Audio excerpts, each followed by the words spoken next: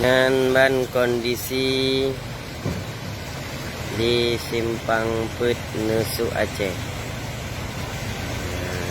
Air yang tergenang begitu dalam sehingga banyak motor-motor yang berhenti bahkan mati, sehingga harus diperbaiki.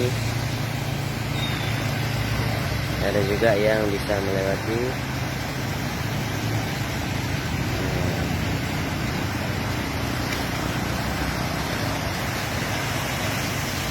Inilah kondisi banjir di Simpang 4 Nesu Banda Aceh, Nesu Aceh, Kota Banda Aceh.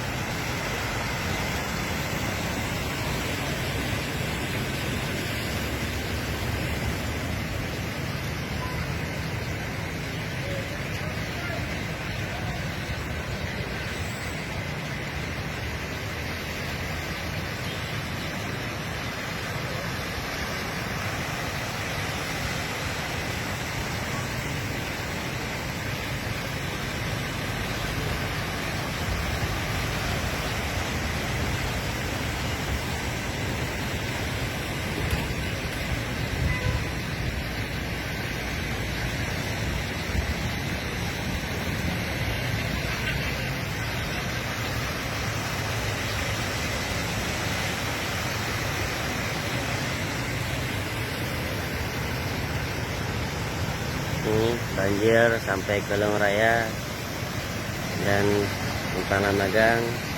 Ini Jalan Selawah yang tadi ada